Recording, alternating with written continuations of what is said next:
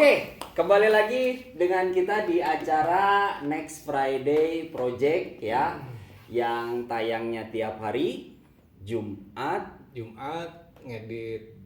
ngedit hari Senin. Salah ya, jadi syuting hari Rabu, ngedit hari Jumat, tayang Senin ya.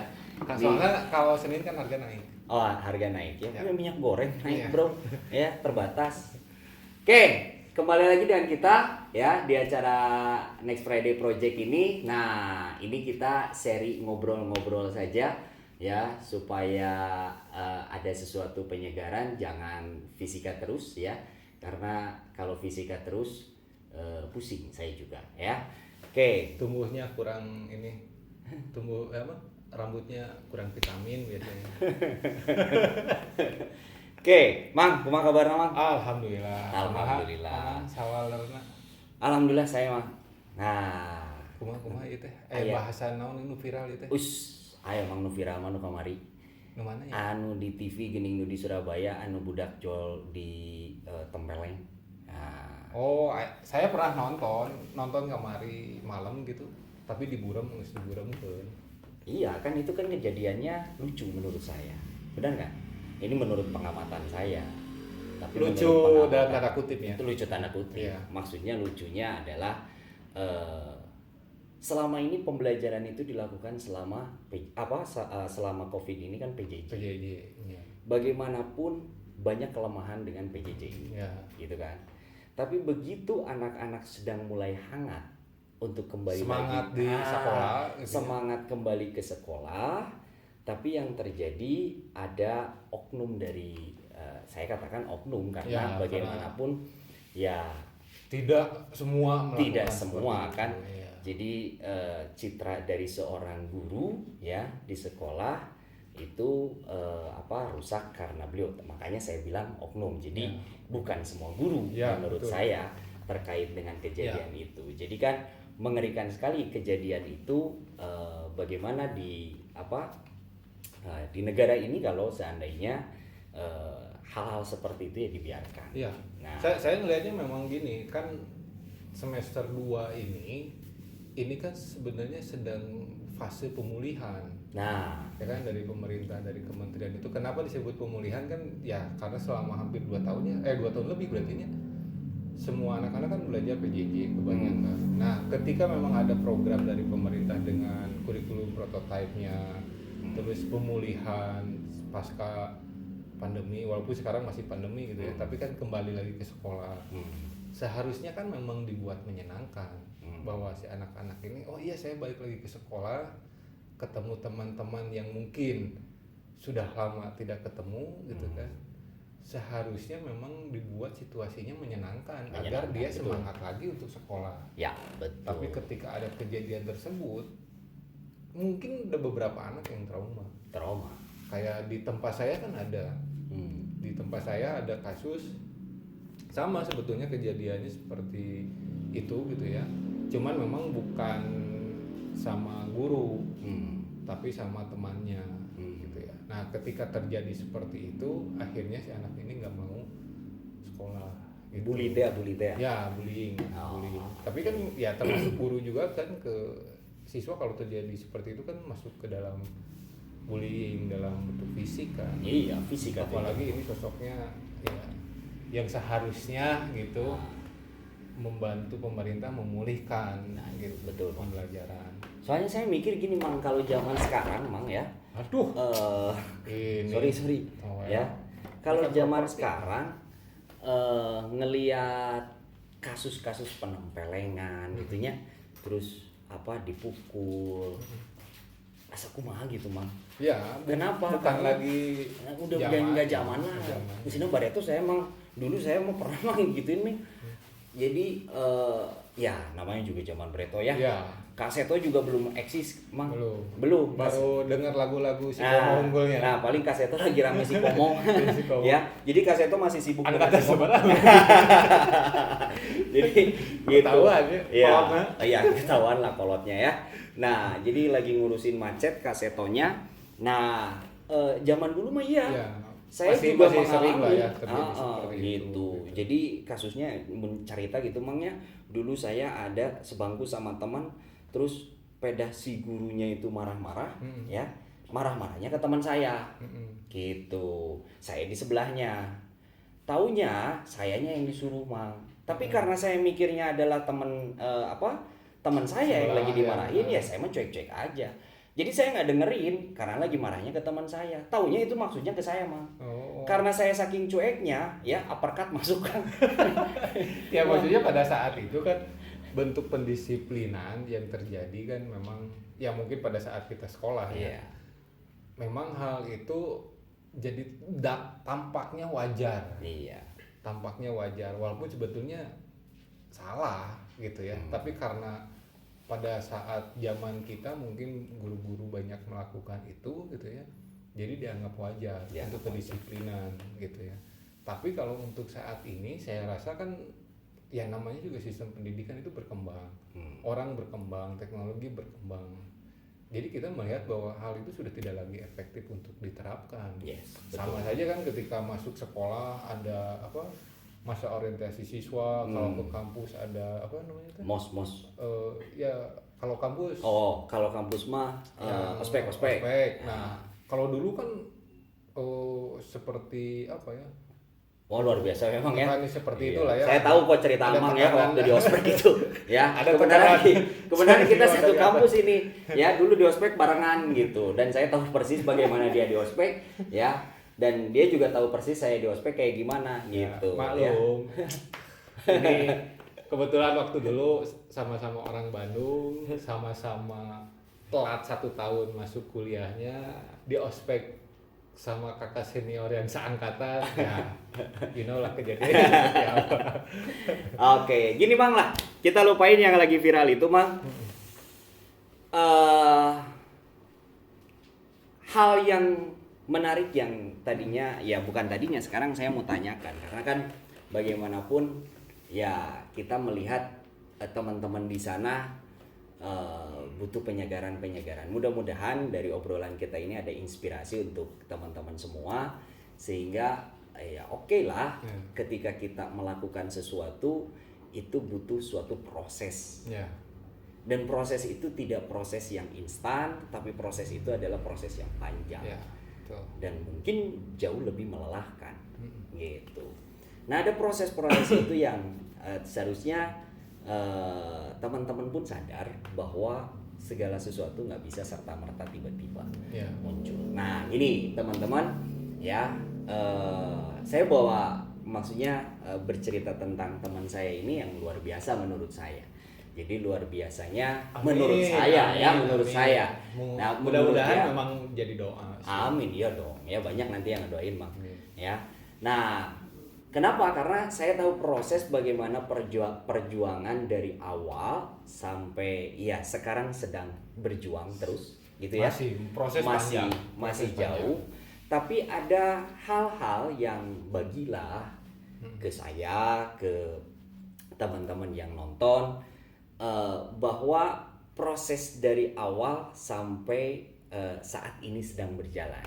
Nah, info sedikit teman-teman bahwa teman saya ini adalah ya kalau dibilang pengusaha ya oke lah ada pengusahanya ya. Kenapa? Karena dia membangun suatu yayasan tersendiri yang bergerak di bidang sekolah yang pendidikan lah ya. Pendidikan yang informal gitu. Nah, non formal. Nah, salah Mang. Informal jeung non formal. Beda. Ada tiga. Jadi menurut sistem pendidikan nasional ada di Undang-Undang Nomor 20 Tahun 2003. Jadi sistem pendidikan di Indonesia itu ada 3 jalur. Ada formal, ada non formal, ada informal. Gitu. Ya. Nah, yang dia bangun adalah yang non formal ini. Apa sih non formalnya? Saya jelaskan sedikit. Dia membangun suatu yayasan PKBM, gitu ya. PKBM itu kepanjangan dari Pusat Kegiatan Belajar Masyarakat. Pusat Kegiatan Belajar Mengajar, namanya Ardanu Tris. Pusat Kegiatan Belajar Masyarakat. Oh, Pusat Kegiatan Belajar Masyarakat. Lain Nah, Pusat betul. Kegiatan Belajar Mengajarnya. Tahu salah berarti Mang ya? Salah. Ya nggak apa-apa lah dikit lah ya. Oke, kan saya mau nanya-nanya. Siap. Ya, oke.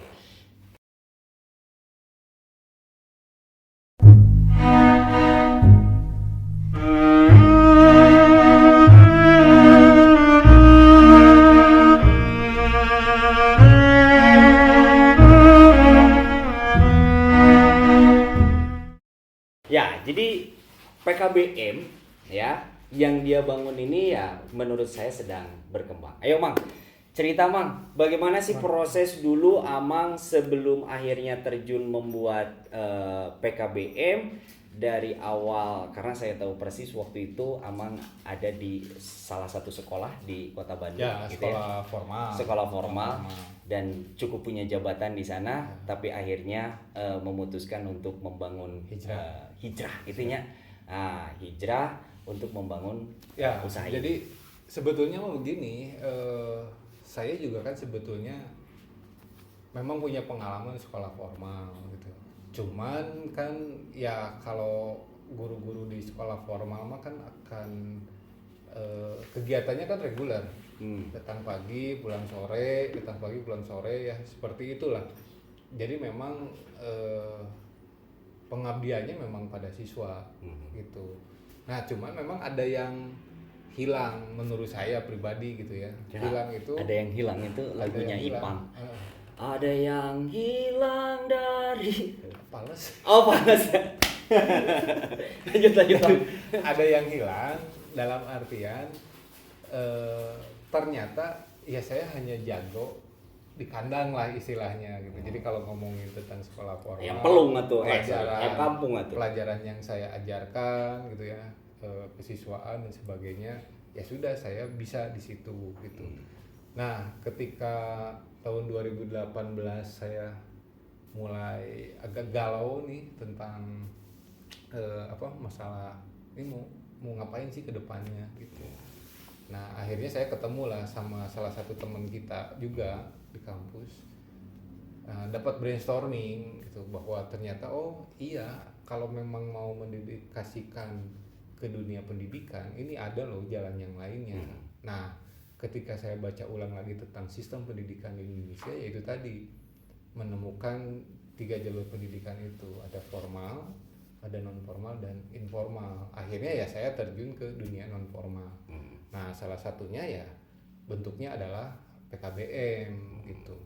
Nah, alhamdulillahnya selama berjalan kurang lebih 3 tahun lah ya, lebih dari 3 tahun sekarang, kita juga merambah bantu orang tua pasca pemulihan gitu ya, pemulihan COVID kemarin gitu ya. Ya sekarang mudah-mudahan kan beberapa bulan ke depan mudah-mudahan normal gitu kan. Meskipun lagi ramai ini tema di TV lagi meledak lagi tentang kasus baru di COVID ini. Oh, ada lagi ya? Lagi. Ada yang kemarin tuh saya baca tuh kan ada Delta, ada Omicron, terus gabung Delta sama Omicron, terus sekarang ada flu yang bergabung dengan itu corona gitu. Mikrofon namanya teh. Mikrofon. Tapi mungkin mikrofon. Itu Mang ya. Je naon namanya telon Mang lah. Ya, sebenarnya mah ada yang apa ya? Yang perlu disiapkan sebenarnya di masa pemulihan ini tuh apa? Itu tadi kalau misalkan guru-guru yang ada di sekolah, anak-anak ini kan sudah berapa lama berada di rumah untuk PJJ. Makanya ketika balik lagi ke sekolah itu tadi butuh human touch.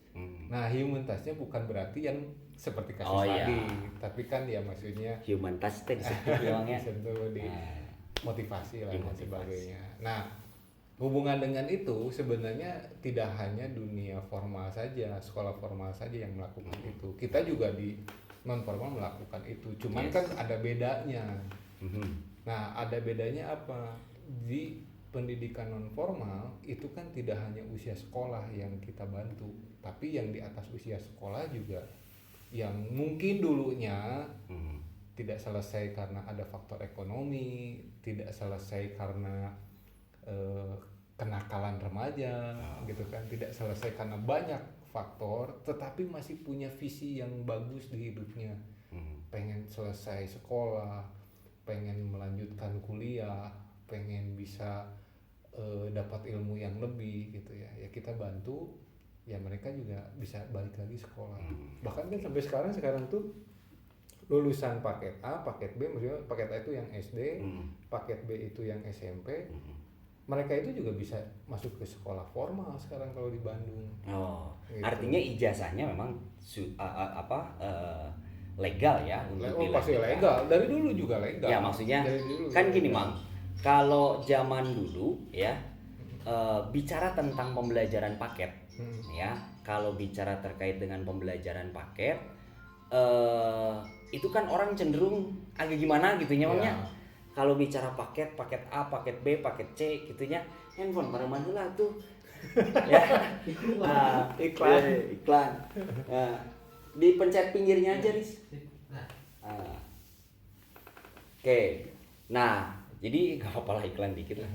Jadi kenapa bedanya sama sekarang? Jadi kan ya? kalau dulu mah orang tuh berpikir bahwasanya kalau ikut paket teh asa kumaha Ya. gitunya, Ya. asa terkucilkan gitu loh. Ya, saya gabung paham. Maksudnya memang masyarakat juga perlu edukasi hal itu bahwa ya itu tadi sistem pendidikan itu tidak di tempat, dia itu dinamis, bergerak mengikuti perkembangan ya zaman lah, secara teknologi lah dan sebagainya gitu. Nah, saat ini itu PKBM atau yang tadi mungkin dapat ijazah paket A, paket B, paket C itu sekarang itu bukan alternatif kalau menurut saya pribadi. Karena sudah ada di sistem pendidikan, itu artinya pilihan.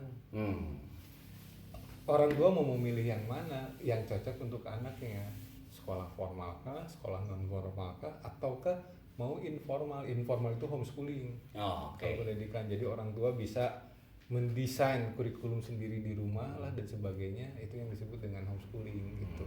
Cuman memang ada beberapa orang tua kan kalau homeschooling itu bukan backgroundnya pendidikan gitu ya, terus memang tidak punya knowledge bagaimana mengajar. Nah, dia bisa bekerja sama dengan lembaga seperti kita non formal untuk saling support gitu. Nah, hasilnya nanti lulusannya itu sekarang ya sama gitu dengan sekolah formal gitu, jadi nggak ada bedanya. Jadi kan kenapa disebut pilihan tuh hasilnya juga sama gitu ya, dan mau dipakai kuliah juga bisa sebetulnya. Melanjutkan Ya, artinya melanjutkan ke jenjang kalau berikutnya. zaman sekarang kan kalau untuk ikut UTBK berarti bisa lah ya. Bisa. Oke. Bisa gitu. Jadi makanya kenapa disebut pilihan itu, bahwa kita bisa memilih jalur pendidikan masing-masing. Artinya gini, Mang. PKBM ini yang Amang pegang sekarang berarti banyak juga ya siswa-siswa yang dia bukan lagi siswa seperti zaman sekarang yang siswa sekolah, artinya banyak siswa yang di secara atas di atas usia sekolah usia jauh, berarti mungkin yang di luar sana mungkin dia berprofesi sebagai apa, tapi dia sekarang yang paling tua di PKBM saya itu kelahiran 1970. Luar biasa, 1970. Luar biasa kan? 2022 berarti sudah 52 tahun. Tapi kan ada semangat. Itu. Yang So, kalau harus dipegang dipikir-pikir, kalau dia pengen dapat ijazah buat apa? Usia segitu. Tapi kan berbeda. Dia pengen. Itu apa ngambilnya? Yang itu apa, Mang? Itu berpaket A. Paket A. SD berarti. Iya. Biasa. Ya. Kelahiran 1970 dan dia mau melanjutkan sekolah yang pernah terhenti dulu. Mantap, Itu bukan untuk bukti bahwa nanti saya punya ijazah untuk apalah ya, kepentingan apapun gitu kan, nggak, susah juga kalau mau kuliah kan belum ya ke SMP, mungkin nanti ke SMP, tapi kan ada motivasi bahwa saya pengen nih belajar lagi gitu, saya pengen mengajar apa yang mungkin waktu dulu belum didapatkan sama beliau gitu. Nah, selain di atas usia sekolah, yang usia sekolah juga ada gitu. Jadi sekarang itu bahkan siswa kelas 1 SD, kelas 1 SD orang tua sudah memilih jalur non formal. Ada itu berarti? Ada. Siswa kita ada. Kelas ada sekitar 18 orang. Wow, keren berarti ya. Kelas 1 SD untuk di PKBM ini. Iya, di non formal. Di non formal. Oke, sih. Itu kan perspektif masyarakat sudah berubah. Oke. Ya itu artinya bahwa itu tadi saya melihatnya bahwa pilihan ini sudah ada dan sekarang knowledge orang tua sudah punya dan akhirnya mereka memilih gitu. Mungkin kemarin dengan kasus adanya pandemi itu juga Itu salah satu triggernya, oke. Jadi mungkin selama pandemi kemarin orang tua juga kan sama anak di rumah gitu ya pada saat PSBB mungkin PPKM dan jilid-jilidnya gitu ya. Orang tua juga kan mencari informasi ini gimana nih anak saya sekolah di formal PJJ gitu kan, semua orang juga pada saat itu kan tidak siap gitu. Nah akhirnya orang tua banyak juga yang mencari informasi itu dan ternyata ya itu tadi mungkin seperti saya, ternyata jalur pendidikan tuh begini. Gitu, akhirnya mereka memilih begitu. Sebenarnya secara PKBM sendiri ini kita khusus di Kota Bandung mungkin banyak lah ya. Ya banyak Orang membuka PKBM karena saya sok sering gitu mainnya tiba-tiba yang ngeliat tulisannya teh PKBM. Padahal itu teh di jalan sempit lah di gang gitu kan. Tapi ada PKBM. Ya, karena kalau PKBM itu kan lebih ke ya itu ke masyarakat langsung gitu di situ. Oke. Gitu. Jadi mulia sekali teman-teman Bapak ini ya. Jadi untuk Ya ke doanya masyarakat. lah, Iya. doanya salah satu cara untuk kita memberikan manfaat juga ke masyarakat. Amin. Ya, Bang ya. Amin. Oke, jadi duit dapat, amal Sip. dapat gitu ya, Bang ya. Amin. Nah, itu.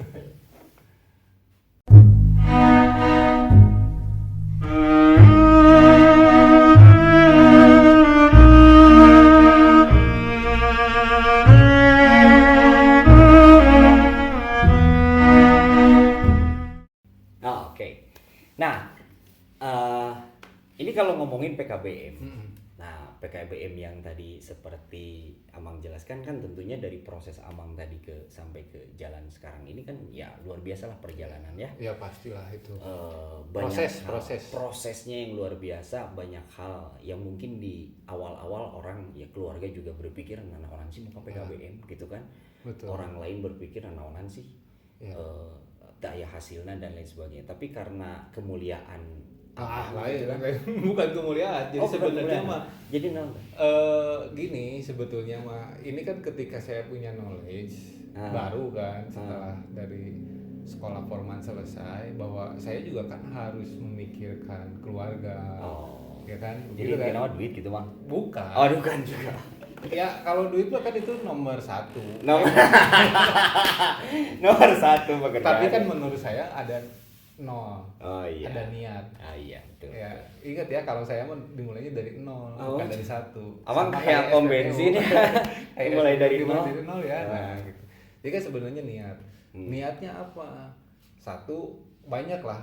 Jadi niat itu buat saya berjilid-jilid. Yang pertama ya saya sebagai kepala rumah tangga harus bertanggung jawab. Ketika tidak lagi di sekolah formal, saya harus menemukan sesuatu yang memang ada passionnya.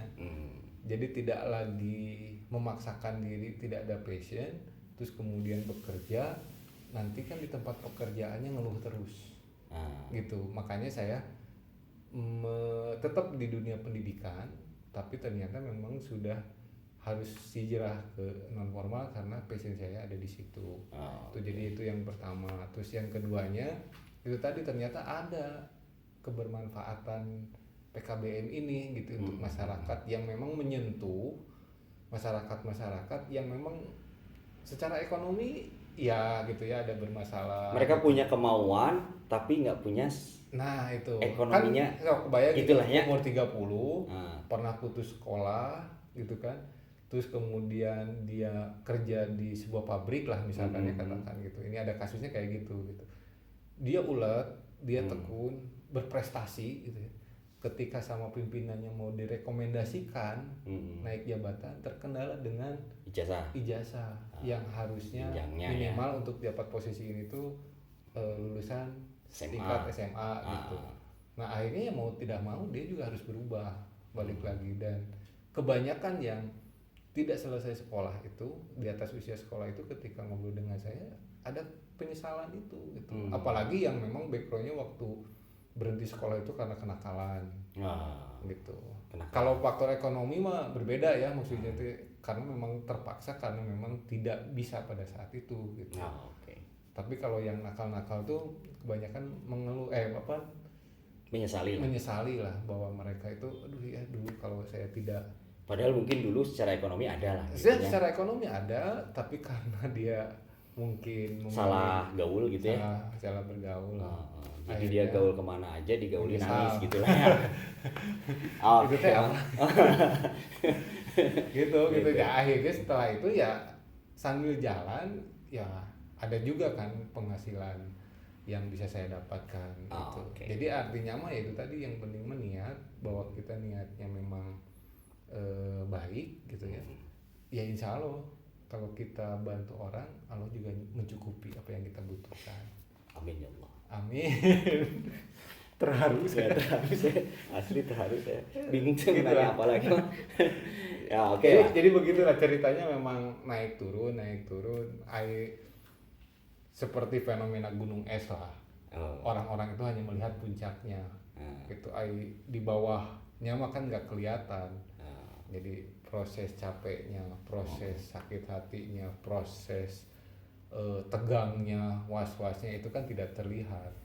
Saya emang nggak pernah sih lihat fenomena gunung es. Kurang-kurang saya pernah lihat. Tanda kutip Iya benar. Begitulah. Oke. Ya. Sama kan kayak Mang JG kan gitunya. Maksudnya itu kan ada proses di mana. Iya, dulu saya sebelum yang sekarang juga kan di tempat lain gitu kan. Iya, terus tidak cocok, kemudian pindah ke tempat yang sekarang kerja. Mungkin cocok, mungkin nggak cocok. Ya itu balik lagi ke diri masing-masing. Iya.